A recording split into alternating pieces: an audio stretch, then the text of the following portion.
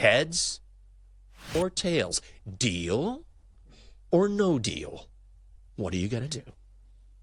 Well, it's crazy to me to hear how even that the coin flip has been because I've been told by my local sources that, quote, tails never fails. It's true. And I don't know where that analysis came from, but I always thought it to be true. But apparently, according to these numbers, it's not. And my world is upside down.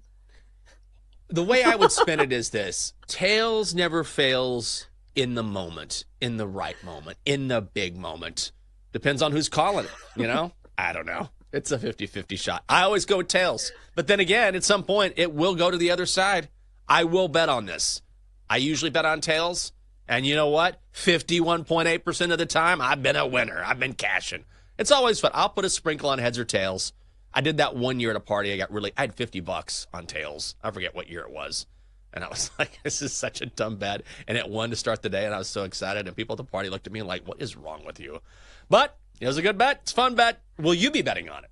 No way. No, because I don't subscribe to the tails never fails strategy. I also feel a little jaded because it feels like this bet shouldn't be minus 105. Like the books are winning either way. This is why the books offer it, because if it's true odds, wouldn't it be even money each side? Like each side of the coin has equal chance of hitting, but no, the books are going to get their juice. So I don't know. I like the bets that feel like you can handicap them, and the coin flip feels like you can't. Like, do you get what I'm saying? Like, this is almost like when you play slots at the casino where there's not strategy. Some people say there's strategy involved in slots. I don't think I'm one of those people, but you get what I'm saying. When you bet on sports, you say, hey, this is what I think is going to happen. And because I'm smart and because I've been paying attention to football, it feels like I have a bit of a chance here. As opposed to the coin flip, it's literally just chance. That's true. I mean, you're not wrong. I don't know.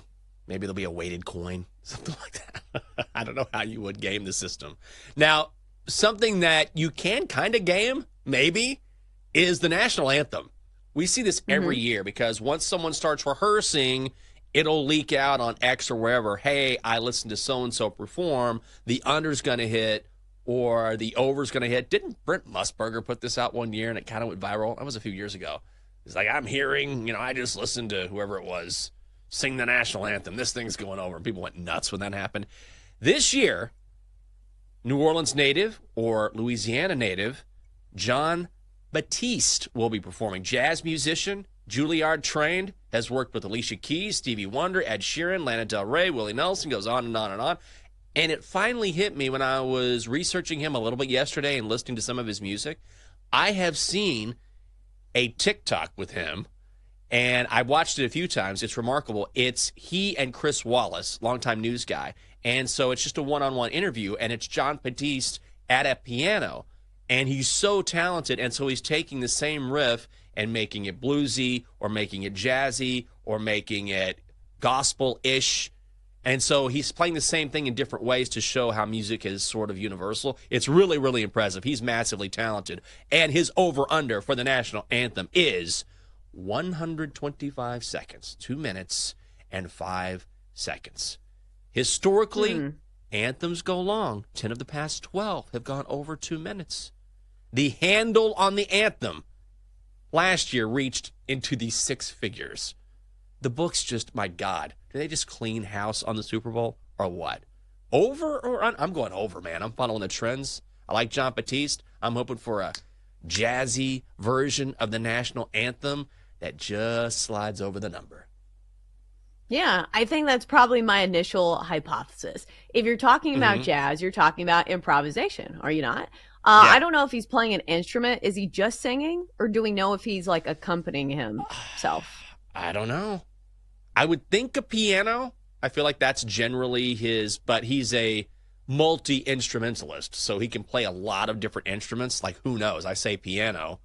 Maybe he comes out and he's got a trumpet or the xylophone, maybe a triangle. How about that? Sings the whole thing, ding, right at the end, boom, over hits. He's a massively insulting. talented. Is like the triangle? Like that? Isn't that like the tambourine? Like, isn't the triangle player like akin to, hey, you're a hot girl. Let's give you a tambourine. Because, like, I don't know how in depth triangle playing is, but it feels like it's way less than like playing the piano. But, like, do you think they're going to lift in a piano just for the national anthem? Because they'll have to get it off the field. It's not exactly portable. Hey, with all of the things that we see at halftime of a Super Bowl, they can definitely get a piano in there. No question about it. I mean, think about the massive setup where they just roll everything in and they have a massive stage and they have a concert middle of the Super Bowl. They can get a piano in.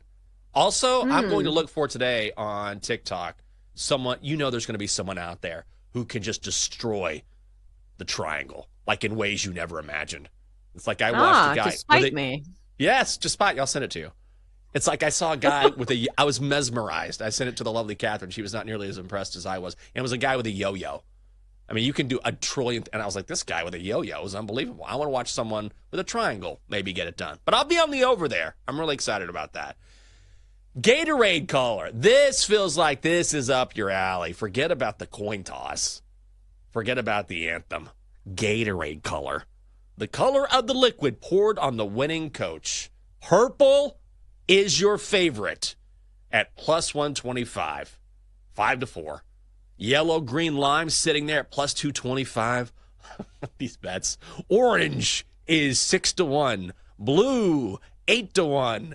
Clear or water, 9-1. Red and pink bringing up the rear at 9-1. Chelsa, you've got a nice shade of pink on. Why don't you just go 9-1, little sprinkle, see what happens?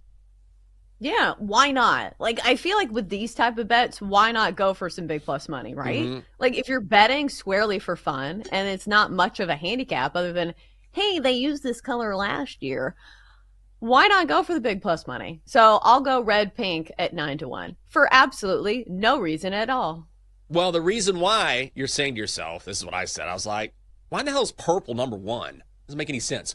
Makes perfect sense. Because? The last 2 years, that's what the Chiefs have done. And that cashed 2 years ago at plus 750. Did it really? Purple was plus 750 2 years ago. Following the trends. And now the value's all gone. Yeah. Also, if I'm the trainer, I'm calling someone, and seriously, I'd be like, hey, just put it on blue, 8-1, okay? I got the blue Gatorade here. Andy loves blue. He's tired of the purple. Just go ahead and put money on it. Now the Chiefs have to win. But if you like the Chiefs, I would call someone and say, put some money on blue. Doesn't have to be a lot of money, but a little money. That's another thing you can kind of maneuver if you want. But that's why purple is the favorite here, because Kansas City likes purple, or they have liked purple